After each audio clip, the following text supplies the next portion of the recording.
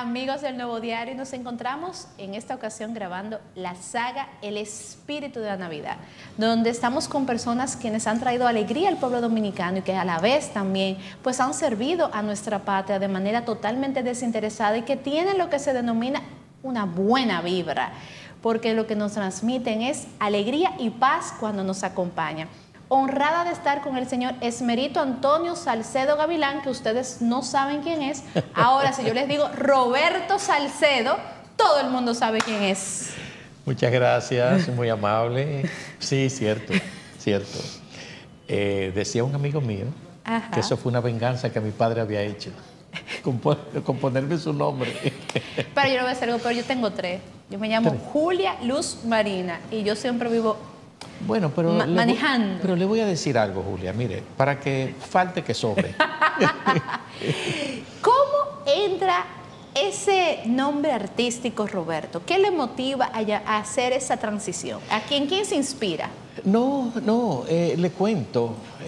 Mire, lo primero es agradecerle, por Dios, la invitación, el programa, este escenario maravilloso que usted me brinda. Pues mire, no, desde pequeño me comenzaron a llamar Roberto. Sí, parecería como que se usaba mucho antes poner un sobrenombre. Entonces, desde pequeño, yo nunca me vi vinculado como al nombre de Esmerito más que en acta de nacimiento y en documentaciones. Pero por lo demás, siempre Roberto. Sí, eso es algo que yo he visto que es muy típico en nuestro país, que nos suelen poner, a mí me decían mucho Luma, y la gente me identificaba por Luma, Sí, no por Julia. Sí, claro. Y ya luego de eso, y ya viendo este tema, usted nace en Villajuana, su madre era costurera, su padre era marino, tengo entendido. Cierto. ¿Cómo se da esa transición de que usted decide, yo voy a entrar a la televisión, que primero entró como talento? Sí, cierto. Bueno, mire, es muy sencillo. Yo jugaba béisbol. Todos los niños de esa época jugábamos béisbol. Manuel Mota, esa gran estrella del béisbol, vivía muy cerca de casa. Y yo vi como ese desarrollo de Manuel. Y cuando él conforma su liga, me dice, mira, yo quiero que tú estés en la liga. Yo era muy jovencito. Y efectivamente, yo inicio en la liga de él. Y mi primer viaje a Puerto Rico fue a jugar béisbol. Oh, pero qué bien. Sí. Pienso que jugaba bien para la edad. Y entonces yo tenía una tía que vivía allá, tenía sus hijos. Y ella me invitó para que yo fuera a vivir allá. Le pedí permiso a mis padres y terminé mi bachillerato allá en Puerto Rico. Y bueno, tenía un amigo y ese amigo estudiaba teatro. Me invitó a ver una obra, me pareció formidable. Me inscribí en la Academia de Actuación. Estudié actuación, dirección, realización, todo lo vinculado. Y para mí fue maravilloso. Luego vine a la República Dominicana de nuevo y me enrolé con el movimiento teatral del país. Y como yo residía tan cerca de Radio y Televisión Dominicana en ese momento, que estaba el show de mediodía, a mí me enviaban a anunciar las obras de teatro. Oh, usted va como una especie de vocería. Y de tanto ir, como vocero, yo era el vocero de las obras de teatro, y de tanto ir al show, me dijo Julio César Matías Pololo, oye, tú vienes mucho aquí, ¿por qué no te quedas con nosotros? Vienes cada día, obviamente no te podemos poner un salario, pero te podemos usar como extra hasta que tú le vayas tomando. Para mí fue un shock porque yo estudié teatro para un teatro serio, no para comedias. Pero era lo único que se hacía en televisión en ese momento. O de los ¿Qué año más o menos fue eso? Eso por los años 73, 74, quizás, por ahí, no sé. O sea, todavía usted no pensaba en formar familia. No, para nada, para nada. Entonces, bueno, yo iba todos los días a mi show del mediodía. Pero yo iba sin salario, yo no estaba nombrado, y ellos me ponían en cualquier sketch, cualquier comedia, y así fui como dándome a conocer, porque era como el único escenario así que existía en la televisión donde usted podía comenzar a darse a conocer. Y para mí fue una experiencia maravillosa porque tuve el honor, el inmenso privilegio de trabajar con personas maravillosas con las cuales aprendí mucho. Sí, todo ese grupo ha marcado un antes y un después en la televisión Sin duda. de la República Dominicana. Ahí usted se destacó, tenía un personaje que se llamaba Armando Lío y otro que era Linares. Sí, esos personajes surgen posteriormente. Recuerdo que para el año 78 gana Antonio Guzmán, nombraron a Toy de Camps en Radio y Televisión Dominicana, que en paz descanse, y el show del mediodía pasa a otro canal. Entonces ahí se conforma un programa nuevo que se llamaba el Show del 4. Okay. Como Julio César Matías me había dado la oportunidad de yo entrar a la televisión, ellos se quedaron y yo me vi compelido a quedarme también. Y entonces me dieron la oportunidad de escribir. Ya yo había conocido, tuve el inmenso privilegio de conocer al doctor Narciso González, Narcisazo, desaparecido, una gran pena, una gran pérdida. Y él me enseñó a escribir guiones para la televisión. Y ahí comencé yo a producir mis personajes para la televisión. Ahí surge Armando Lío, ahí surge Linares, ahí surgieron muchísimos personajes que me hicieron muy popular en esa época, ¿no? Sin embargo, dio la transición a abordar problemáticas sociales con posturas firmes. ¿En qué momento se da ese aspecto de, bueno, Roberto, que en un momento entra a televisión, actor de teatro, dramático, ¿no? Sí, sí, sí. Para luego entonces dar una fase de comediante con sus propios guiones, pero luego ya pasa a una fase de, no, yo estoy trazando temas de interés en la agenda nacional con un alto nivel de seriedad. Sí, bueno, mire, se da una transición porque obviamente que mi paso por el humor, paradójicamente, aunque tuvo un gran impacto en esa época, no fue, digamos, muy largo. Yo permanecí más tiempo en la televisión produciendo programas de televisión y conduciendo programas de televisión que los años que pasé como haciendo de humorista, ¿no? O de comediante. Entonces ya una vez en la televisión más formal, con la responsabilidad de producir contenidos, de conducir programas kilométricos, yo recuerdo que tenía que conducir programas de 8 horas de manera continua en la televisión. Imagínese usted, había que desdoblarse mucho, pasar de una entrevista con el doctor Peña Gómez o con el profesor Juan Bosch a hacer un concurso o a pasar a un segmento ligero. Para mí era formidable lo que yo hacía, o lo que hacíamos en ese entonces, porque lo hacía Freddy también, lo hacía Corporán, que teníamos la responsabilidad de conducir esos programas tan largos. Entonces luego se hizo un estudio para ver el tema de la aceptación de los programas. Yo salí en ese estudio con una altísima valoración. La gente tenía una imagen mía muy buena, entendía que yo producía un contenido para la familia, que era una persona extremadamente respetuosa en la televisión, pero salí con una debilidad. ¿Cuál fue? Que era una gran fortaleza de Freddy y de Corporán. Ellos hacían labores de carácter social a través de la televisión. Entonces la gente quería que yo hiciera lo propio. Yo me dedicaba más al entretenimiento. Bueno, pues de ahí tomamos la decisión de preparar una campaña más bien educativa, cómo ser un buen ciudadano. Pero eso yo lo hice fue pensando en fortalecer mi imagen en la televisión, no en temas políticos, aunque sí tenía la responsabilidad de entrevistar a líderes políticos, de tocar algunos temas que eran trascendentes en ese momento. Y bueno, eso me fue construyendo un perfil hacia lo municipal. Entonces, en el año 97, el Partido de la Liberación Dominicana me hace una invitación para que yo sea su candidato a la sindicatura.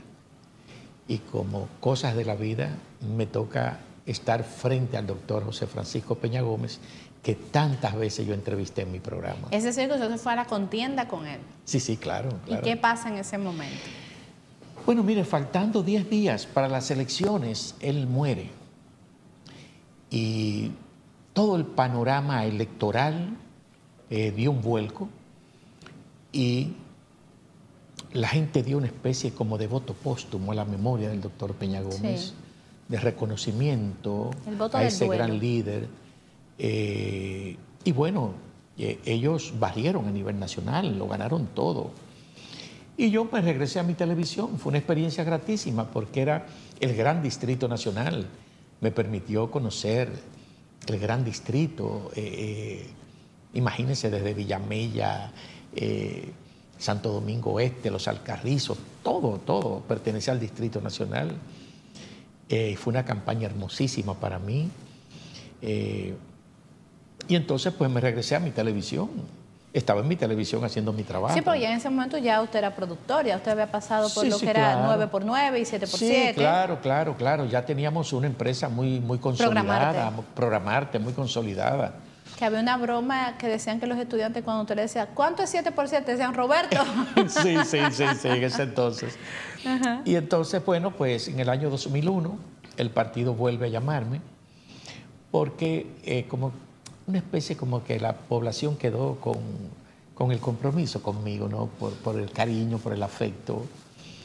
Y entonces me hace su alcalde en el año 2002. En el año 2002 y ahí pues me mantuve por espacio de 14 años gerenciando la ciudad. Hoy cuando suelo ver la ciudad así, digo yo, wow, tantos años entregado a la ciudad, era maravilloso. Sí, porque la la gran mayoría de los parques fue a usted que le tocó realizarlos y todos los que tenían que ver Sí. con saneamiento y demás. Hicimos cosas maravillosas para la ciudad que muchas veces suelen olvidarse, pero, por ejemplo, construirle 5 funerarias municipales a la ciudad para esos sectores vulnerables que no tenían cómo enterrar o cómo despedir a un ser querido con dignidad, ¿no? Para mí fue una de las cosas maravillosas que hice, recibir una central de cuerpo de bomberos y 3 estaciones y entregar 15 estaciones de cuerpo de bomberos a la ciudad. Esta ciudad tiene una gran capacidad de respuesta en materia de respuesta rápida, ¿no? De los bomberos, adosar todos los letreros a la pared en las arterias comerciales. Usted recuerda que eran letreros que atravesaban la vía de un extremo a otro. Todo eso se ordenó en un proceso de arborización en la ciudad de Santo Domingo. También para mí fue trascendente construir 14 parques donde no existían parques. Porque una cosa es usted construir un parque donde está. Bueno, usted demuele ese parque y lo hace nuevo a una escala diferente incluso. Pero otra cosa es, donde no hay un parque, construir uno. ¿Y qué le inspiraba? En ese momento no se tenía mucho esa cultura de construir los parques, de esos espacios de relajación. ¿Dónde surgió esa motivación de decir, tú sabes que yo quiero que el Gran Santo Domingo tenga espacios de Mire, relajación? muy sencillo. Si usted visita la inmensa mayoría de nuestros barrios, en la zona norte sobre todo, desde la Ciénega, bordeando todo el río Sama, río Isabela, hasta llegar a la Puya de Arroyo Hondo, tiene que convenir que esa gente vive de manera hacinada, ¿no? Que esos niños se pasan 365 días del año sin un lugar donde divertirse. Entonces, construir un parque, un lugar digno donde ellos puedan ir a montar columpio, a vivir su niñez, para mí eso era trascendente, ¿no? Y obviamente reconstruir de nuevo en su inmensa mayoría los parques del Distrito Nacional. Eso es un pulmón de la ciudad que hay que mantenerlo en condiciones que los municipios puedan ir con todo género de seguridad. En fin, yo pienso que en materia de defensoría y uso del espacio público fue mucho lo que se avanzó en el Distrito Nacional y se creó conciencia. Por ejemplo, yo le puedo citar un hecho que para mí fue trascendente. Durante 14 años, aquí no se pegó un afiche en una campaña electoral. Nadie se atrevía a poner un cruzacalle en la ciudad de Santo Domingo. Las campañas políticas, usted sentía como que no había campaña política en la ciudad, más que en las vallas que pagan sus impuestos, que están establecidas ahí legalmente, solo ahí se permitía. ¿Y cómo te logró eso? No, muy sencillo. Se estableció una escuela de aseo urbano, se le enseñó a los obreros que no solamente es barrer un vasito plástico o una hoja que hay en la calle, sino que una vez usted llega a un poste de luz, si usted ve algo que está pegado ahí, nada de eso fue aprobado por el ayuntamiento, eso es basura, usted tiene que despegar eso. No importa que sea campaña electoral. Entonces, fueron gente que se prepararon para el desafío de la ciudad. ¿Y qué ha pasado con esa escuela? Bueno, esa escuela, tan pronto nosotros dejamos la alcaldía, desapareció, ¿no? Una pena porque ahí se preparaba al obrero para que conociera verdaderamente el desafío. Pero además, hay un detalle importante, Julia. Mire, los primeros meses de gestión tuvimos muchos accidentes en nuestros obreros porque no sabían barrer las calles. ¿Cómo? Sí, ellos barrían la calle desde la calle. Entonces los motoristas, los carros lo chocaban, impactaban. Entonces le enseñamos que no, que la calle se barre desde la acera. Es más fácil porque así no corren riesgos ellos.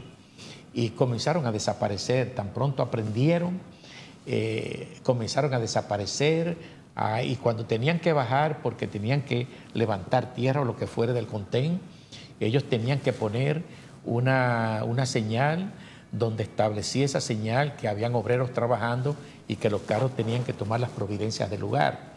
Es decir, que nosotros avanzamos de manera institucional, de manera exponencial. Y en ese mismo marco, entrar al mundo de la política, nosotros tenemos una cultura donde tristemente, y eso se ha ido fomentando a través del tiempo cada vez más, político pareciese que en el diccionario significa ladrón, sinvergüenza y delincuente. Y la misma clase política se destruye una con otra en su discurso para poderse hacer oposición. Usted salir de su zona de confort con un liderazgo sano, propositivo, donde la gente lo quería por todas esas diferentes áreas que transcurrió hasta ser un empresario, que luego también incursionó en el mundo del cine, ya luego con un relevo de la mano con su hijo. ¿Cuál fue en algún momento donde tú sabes que yo voy a dejar esto? Yo voy a dejar este tema porque no fue mucho el sacrificio. Mire, servirle a la ciudad donde usted nació, por más que usted lo vea, siempre será un gran honor y un gran privilegio. Y yo lo veía desde esa perspectiva, más que del sacrificio que yo pudiese estar haciendo. Y yo entendía que no importa lo que dijeran, al final para mí lo trascendente era ver que una persona humilde muere en Cristo Rey y es despedida con dignidad en una funeraria que no tiene absolutamente nada que envidiar a la mejor funeraria de la capital, de la ciudad, o en Los Girasoles, o en Gualey. Para mí eso era maravilloso, sí. No el hecho en sí de una funeraria por una funeraria, sino de la dignidad de la gente, no trabajar la dignidad de la gente. Para mí eso era maravilloso, ¿no? Construirle una agenda a la ciudad de Santo Domingo, que usted sabía que una vez llegado diciembre, usted iba a tener un parque de luces, que si llegaba Semana Santa, los pobres de mi ciudad iban a tener un lugar donde ir, porque les recreábamos una especie de resort con una agenda de contenidos. Para mí eso era maravilloso. El ejercicio. El ejercicio. Ya los parques no solamente tenían columpio, tenían áreas para los niños, sino que también tenían áreas para los adultos. Tenían gimnasio público, muchos de ellos tenían hasta un centro, una especie de centro médico, pequeños centros módulos, donde le tomaban la presión, tenían, digamos, un control riguroso de los asistentes y clase de aeróbico cada día en horas de la tarde con sus profesores. Es decir que para nosotros la agenda de la ciudad, generarle contenido a la gente, era parte como de nuestra responsabilidad, que la gente entendiera que tenían una ciudad y que tenían derecho a disfrutar de la ¿Y ciudad. usted cree que la sociedad dominicana ha sido justa con usted después de esos 14 años de gestión al reconocer o al no reconocer esa labor? Mire, créame que no me preocupa mucho porque siempre van a decir cosas, siempre van a inventarse cosas para descalificarlo o descalificar sus esfuerzos. Usted tiene que estar preparada para ello, no le puede gustar a todo el mundo. ¿Sabe sí que me preocuparía a mí? Yo no poder tener una respuesta a esas acusaciones. Y yo para cada cosa tengo una respuesta y puedo defenderme de que yo actué de frente al sol, de cara al sol, que lo que hice por la ciudad lo hice con amor, con entrega, con pasión. Y para mí eso es lo importante. Usted sabe que en el fragor de las luchas políticas siempre encontrará personas que lo van a descalificar. Usted tiene que estar preparado para eso y saber de quién usted recibe esas críticas. Dicen que las cosas dependen de, se toman de quien vengan. Exacto. Entonces usted encontrará personas muy agradecidas, maravillosas, personas que le paran y dicen, usted hizo tal o cual cosa por mi comunidad, o yo disfruté de tal cosa. Y eso a usted termina como llenándole y compensando un poco esas críticas que a veces son muy ácidas y que no se corresponden a otra cosa que no sea a la descalificación natural de la política. Perdón, Roberto, yo no le he brindado nada aquí. Para Nosotros, nada. ¿qué le vamos a brindar? Yo, mira, aquí tenemos cava. ¿Usted qué le gusta beber? No, yo no soy de buen beber. Fíjese usted, yo...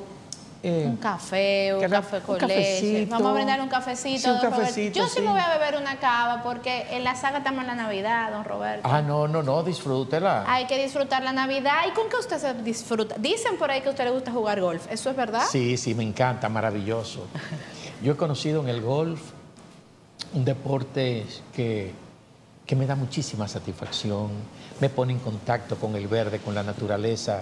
Yo que soy un amante de los árboles, yo voy al campo de golf y es a ver los árboles, a disfrutarlo, su corteza, su follaje, todo. Yo lo disfruto todo. Bueno, eso es muy importante, seguir disfrutando la vida. Don Roberto, usted se va al mundo de la política y sale de la televisión. Es decir, que usted se enfoca a sus 14 años de alcaldía, sí, y deja el relevo en manos de sus hijos. Sí, claro. ¿No? Porque aunque vemos que Roberto Ángel es como la cara, los demás se han mantenido integrados en parte administrativa. Sí. Hoy vemos una camada de funcionarios públicos que no han soltado la vida artística, por llamarle de una forma, que si tienen un programa de radio de algún tema, usted ve que van al programa, que siguen. ¿Pueden cohabitar las dos vidas? Sí, perfectamente sí. Y más ahora con las facilidades técnicas que hay. Con el podcast. Con el podcast. Usted puede hacer programas de cualquier lugar, no tiene que ser necesariamente un estudio de televisión y a una hora determinada. Usted acomoda eso a su horario. Entonces, como hay toda esa facilidad, me parece muy bien que la gente pueda, porque además es una forma también de, gracias, muy amable, es una forma de comunicar también, ¿no? Ok, sí, saludos, Roberto. Bueno, cada quien, como dicen, a su estilo. Nosotros estamos disfrutando porque se acabó ya el 2023. ¿Usted cree que el 2023 fue un año bueno para la República Dominicana? No, yo pienso que no. Bueno, en algunas áreas sí, pero si vemos la cantidad de eventos que hemos tenido, dolorosos, que nos han puesto en perspectiva los grandes desafíos que tiene el país en materia de trabajar un tema de resiliencia, de la capacidad que debe tener el país para reponerse ante cualquier evento, no de la naturaleza sobre todo. Yo pienso que son desafíos. Nosotros somos un país hoy líder en la región y por lo tanto tenemos que cambiar un poco la mirada hacia esos sectores vulnerables que tenemos. El turismo, que es una de las fuentes importantes de ingreso y que con tan buenas políticas hemos ido aumentando de manera significativa la visita del turista a la República Dominicana. Tenemos que garantizarles a ellos también una estadía segura en el país y, por supuesto, a quienes vivimos aquí, que somos la parte más importante, ¿no? Tenemos que tener una mirada muy acabada de los desafíos que aguardan a nuestro país en este sentido. Y vemos que los patrones de lluvia, el cambio climático hoy nos está diciendo, sobre todo aquellas personas incrédulas que no creían que eso era posible, nos estamos dando cuenta cómo a escala mundial se está expresando y con tanta fuerza, con tanta vehemencia, los fenómenos naturales están ocasionando grandes trastornos en términos económicos, en pérdida de vida, en muchos aspectos en la vida del ser humano, ¿no? En el marco del drenaje pluvial, usted que estuvo al frente de la alcaldía por 14 años, real y efectivamente, ¿qué es lo que sucede con la parte, como se denomina, la parte que no se ve? Mire, le voy a explicar un poco. La ciudad de Santo Domingo es una ciudad que ha ido creciendo. Hay un tema de carácter migratorio. Si usted se lee el último informe de Hábitat, que es un órgano de Naciones Unidas, dice que, bueno, en un primer informe, que hacia el año 2030 el 80% de la población del planeta va a vivir en ciudades. Se produjo una especie no de stop, pero se ralentizó un poco con el tema de la pandemia, que la gente huyó un poco de la ciudad hacia el campo para evitar el contagio, pero eso es un proceso momentáneo. Se está proyectando que hacia el año 2050 más del 70% de la población va a vivir en ciudades, lo que supone un gran desafío para nuestras ciudades, el tema migratorio, porque eso se supone que las ciudades van a ir creciendo. Solamente hay que ver el Distrito Nacional, cómo se ha ido levantando, cómo se ha ido verticalizando, y eso trae consigo lo siguiente: donde drenaba una casa con 2 baños, una casa de un nivel, hoy levantan una torre con 20 apartamentos. Ya no son 2 baños o 3, ya estamos hablando quizás de 60 baños, ni hablar de las bañeras, ni hablar de los fregaderos y todo eso.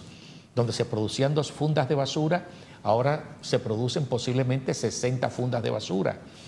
Imagínense la escala, cómo ha ido creciendo en nuestra ciudad.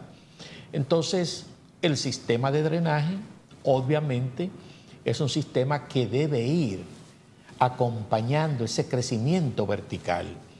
Aquí se construyeron 3 grandes galerías en mi administración, gracias a los trabajos que se estaban haciendo del metro. Una gran galería desde la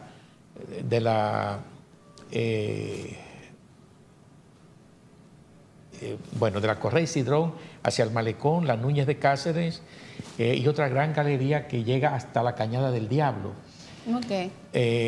Esas 3 grandes galerías no son suficientes para el drenaje del Distrito Nacional. Habría que construir quizás unas 6 o 7 galerías adicionales para poder mitigar el impacto que tienen las lluvias en el Distrito Nacional. Amén de que son 2 millones de personas que vivimos regando permanentemente.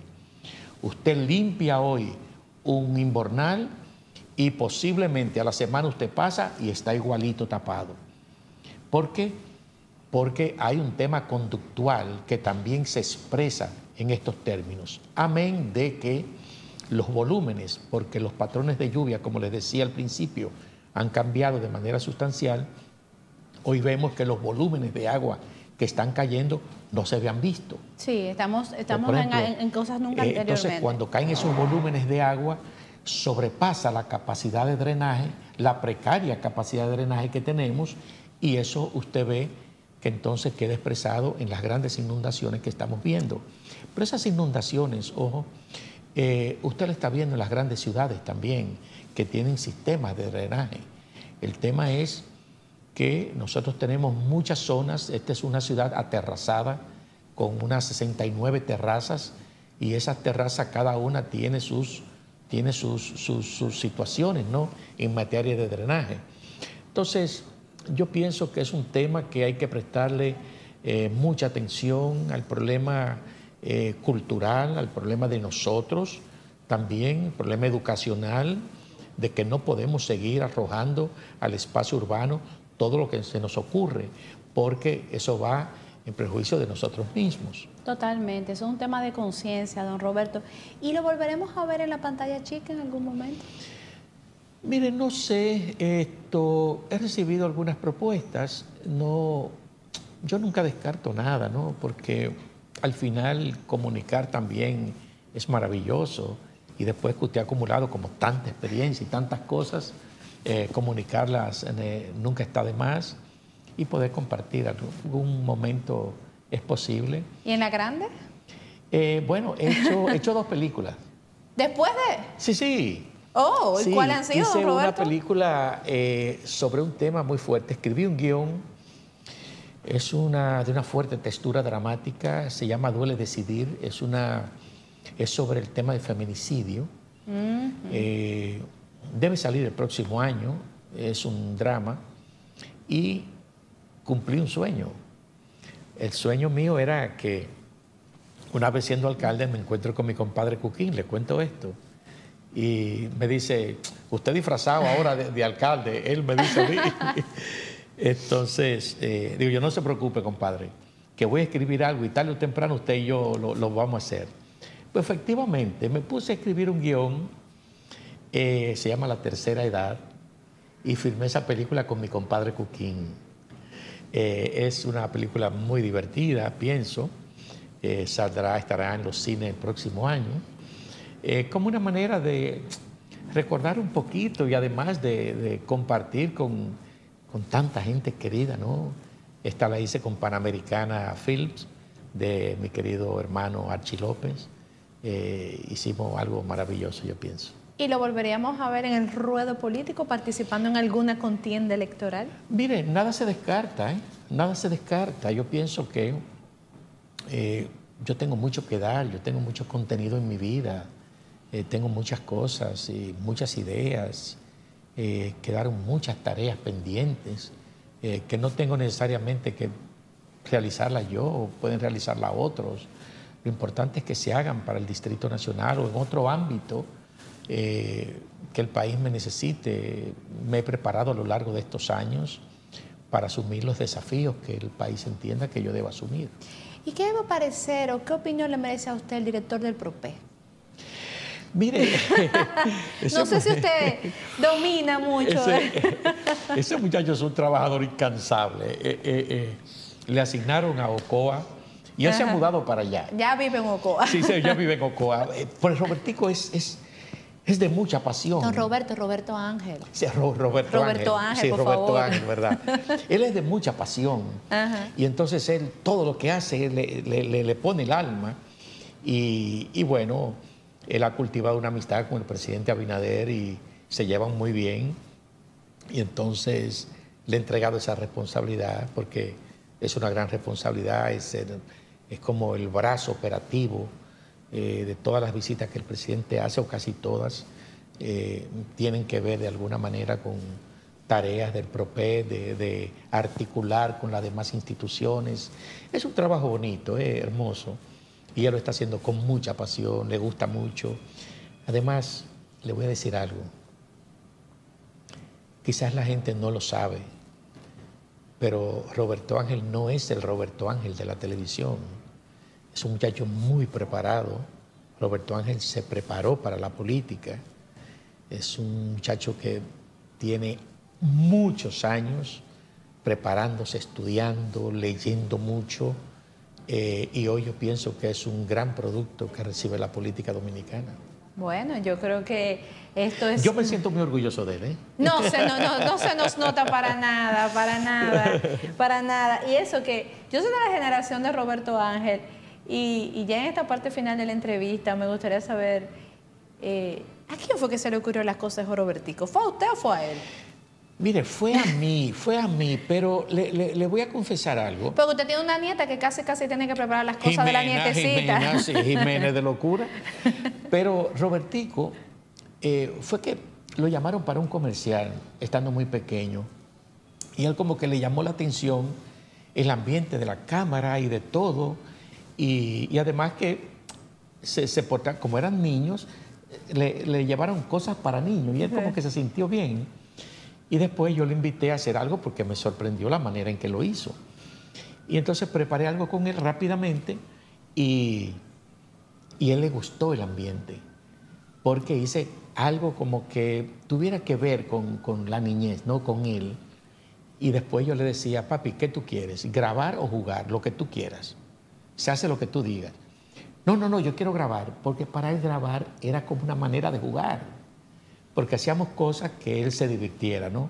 Que no le fueran aburridas a él, por más que se repitieran. Y no, él lo hacía con mucha pasión y realmente ha sido muy apasionado desde niño, ¿no? Bueno, señores, yo creo que esto ha sido una maravillosa entrevista en esta entrega de El Espíritu de Navidad, la saga que realiza el Nuevo Diario, pues para recibirnos comentarios positivos, hablar de una forma relajada. Estamos muy saturados, don Roberto. Sí. Estamos muy cargados de mucha tensión política, un año preelectoral, que si tú, que si yo, y pareciese una guerra desde que el sol sale hasta que se oculta. Y no nos damos cuenta que esos procesos pasan y tenemos que vernos la cara en un restaurante, en la calle. Bueno, usted hizo la anécdota que le tocó a una persona que usted entrevistaba luego estar frente a frente en una contienda y se manejaron en Santa Paz. No solamente eso, sino que esa persona le dijo a su equipo, cuidado si ustedes dicen algo descompuesto de esa persona, porque yo lo quiero mucho. Oiga, qué nobleza el doctor Peña Gómez.